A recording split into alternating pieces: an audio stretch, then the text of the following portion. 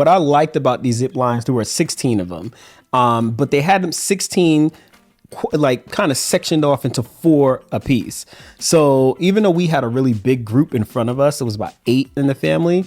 Once you started a zip line, and these zip lines, let me start off by saying you don't just start on the ground floor and like, oh, we're going to work our way up and get high in the trees eventually. Like you walk because there's a station, you put your gear on, you get strapped up, and I'm thinking it's right around the corner. No, you start walking up and then going this way and then walking up some more and then you're walking across a bridge, and I'm like, where does this start? So we started up high in the trees. The first zip line, it was not a short one.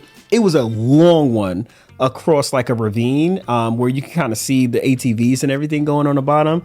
Carter, which is the one that usually gets stuck in the middle just due to his size, he was like, I don't know, I think I'm gonna get stuck there. But you almost like, don't worry about it. It looks like he would. And then we did see the kid in the family in front of us that was even smaller than Carter, and just in weight as well too. He zipped right across. So Carter was like, okay, let's go. I really like the fact that once you got to like the first platform, you immediately went to the next one and immediately went to the next one. I was like, it's like you don't even have time to catch your breath because there are people at every station. So that's the only thing I loved as well. It didn't feel like you were always stuck trying to figure, okay, what's next? What do I do next? How do I hunk this? They were at every station moving you along. I was like, this is great. There were so many workers in the whole place. Like that was another thing. Yeah. It was so nice. Yeah. And I will say you guys didn't feel rushed either. No. Come on, go. It was like they were having fun with the guides, and the guys were laughing and joking with them, which was a nice thing too. And they were able to do tricks and flips, things that you were not able to do at normal zipline places. So I think that was pretty cool. Yeah, this is really cool. And the greatest thing what I loved is they let you do, like you said, the tricks and tips. Because here's the thing, like you will always like see like the guide like jump across, or he will go in front of you. He do all this crazy stuff, and they were like, "Hey, do you want to do one of these? Do you want to go upside down?" I was like, "Yes, I want to go upside down. Yes, I do." Yeah. So Carter, we asked him. He said, "Hey, Carter, do you want to go upside down?" He was like, I think I'll try to go upside down. But then when he saw the kid in front go upside down, he was like, oh yeah, I'm definitely doing that. I'm doing it. And if Chase, he's going to do that as well. So he immediately flipped upside down. He's going through. I was like, okay, this is fun. Yeah. I enjoy this. I really do enjoy this. So when we were done with everything, I would say that I'm trying to remember because it went so fast, like the zip, not the zip line going so fast, but I'm just saying, like, as far as like when you're at each platform, you really didn't have time to think like, okay, how long is this one going to be? How long is this one? No, you like zick, zick, zick, zick, you all slipping through. So it was fun. It was definitely fun. And it was nice too, because even though I had to wait, that I was able to use the Wi-Fi. So I keep myself entertained, bring a book or something like that if you are a person that has to wait, so you keep yourself entertained. But there's also, you get to see them going across through some of when they come in towards the end, there's some zip lines right there. Mm-hmm. So there was always something to do. Once they got back, we washed hands. Yeah. And then we got to go see sloth. So all this time she's holding this toy. I'm holding this sloth. So the most amazing part about this was, for me, going to see the sloths and the monkeys and the birds. And we were kind of disappointed because we had read a couple of days before that they just made a law where you can't hold the sloths anymore. You can't, you can watch them and see them, but you can't hold them. So we were kind of bummed. But then when we got on the bus, our driver let us know that, hey, no, we're the only location that you can still do this at, which was pretty cool because they take such amazing care of the sloths. And you'll see it, like all the enclosures that they have are really beautiful, very well taken care of, even from the monkeys to the birds, everything. They make sure they have only one guy who goes to get their food to feed them. And so it was really nice. So again, we had our own guide for this. So they take you through, and each group has your own person that goes with you. Now, I will tell you this, the group that was with us when we came on the bus, when we were going to go do the sloths and stuff like that, they had already went to the beach. Yeah. So we that was another nice thing, was that it wasn't that they were waiting for us to finish where we felt rushed, because they only did, one group only did ATVs and the monkeys, and then they went to go to the beach. Yeah. We were I think we were the only group that did all the things. So they weren't waiting on us. They already took them over. The driver took them over, and then he came back, and the other guys stayed with them at the beach. Yeah. So the driver was waiting on us. He showed us where to go do the monkeys and everything, the sloths. We went in. We had a great guy who was, talked us through everything. He was super patient. And the nicest thing was they let you stay with like the birds as long as you want. As long as you want. With the monkeys, as long as you want it. With the sloths, as long as you want it. Yeah. They didn't rush you, and that was pretty cool. I really enjoyed that. The other thing that he said too, he's like, "Hey, take all the photos that you want." It just so happened it's 4 of us, but I'm pretty sure if it was like probably me at like a party of like 2, like husband and wife, or just maybe like a dad and his son, they would be taking the photos for you to help you out. Now the first thing that we did, we hopped in.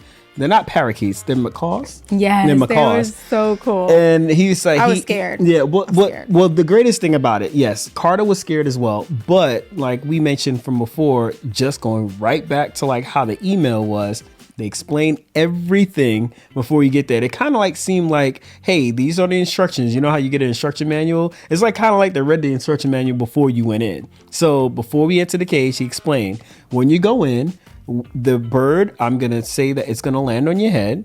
I'm going to start feeding it sunflower seeds. I'm going to offer you the sunflower seeds so you can feed it as well. Just don't make any sudden movements. This one is not, the temperament is this way versus that way. From there, if you feel uncomfortable, just let me know. I'll make him move over to somewhere else. It was very clear, very calm. And when we got in there, exactly what he said happened. He said he's going to start with you. And the guy explained it. He also, when you got there, broke it down the same way. I will say, if you are nervous like me, the one thing was to have a hat on. Because I think Carter had a hat, and we just all used Carter's hat. No, or we used your hat. You used my hat, yeah. And so that was helpful because like Chase didn't put a hat on, and he was like, when the claws were in his head, he could actually feel them, and they are heavy. Yeah, they're heavy. These birds are so heavy. Especially when they're sitting on your head. Yeah, they're sitting on your head, but you can feel, even through the hat, I could feel like the claws. So, and then they'll move them on to the next person. But they let us stay as long as we wanted to take as many pictures as we wanted. And that was such a cool experience. And the next we walked over to the monkeys. Yeah. And they were so stinking cute. I know. Oh my goodness. So we had, it wasn't like you were in a cage with a bunch of them. You had one monkey. And there were several of them. Again, the cages were so clean, nothing on the floor, a little poop here and there, but it wasn't like nasty like you go to some places. Nope.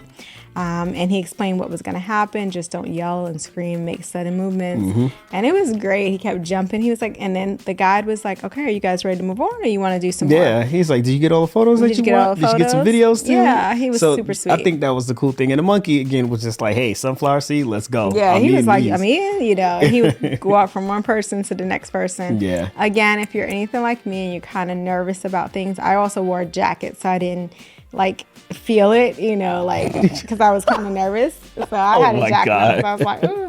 But it was after a while you warm up and you're like, oh my God, I can take you home with me. I wanted to take it home.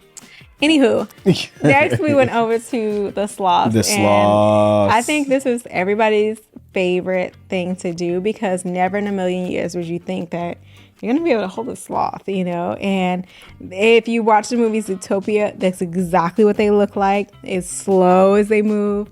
It was so cool. And one of the sloths just had a baby. Yeah. So we got to see the baby. You didn't get to touch the baby because, the mom wouldn't recognize the scent after you touched the baby. So we didn't do that. But they explained about the sloths. They told you how to hold them, and they did not let you hold them for a very long time. No. That was the only one that you can stay and watch them as long as you want to, but they only gave you a couple minutes to hold each sloth. Yeah. And there was a certain way you had to hold them. So you hold them from the back. You hold them. I'll grab a mic. Okay. So you hold them and you put your arm underneath to make sure they feel secure. And then they're going to wrap their arms around you and wrap them around your waist. And then you hold the back like this. You don't want to rub up and down right here because I think this part is like a little sensitive, but you just hold them like that. And they were just super sweet. Oh my gosh. They were just so loving, and it was really cool. We made sure we were very respectful of the animals. We, didn't mistreat them in any way. The crazy part about it with the sloths, you felt them claws. Yeah, because the claws are so long and they just hook over very slow. It's not like they're trying to hurt you, but they're just grabbing. That's it. Yeah, and they go into your side and you're like, oh, yeah. Like, hello, I see you. Yeah. I see you. I feel you. Thanks so much for watching this segment of La Pointe Life. If you want to watch the full episode, click this box below. And if you want to see more of our podcasts or just family-friendly content, like travel adventures, restaurant and activities, traveling with kids, or just ways to get outside of your neighborhood and see more, make sure you visit our full gallery here at La Pointe Life on YouTube. Catch you guys on the next one.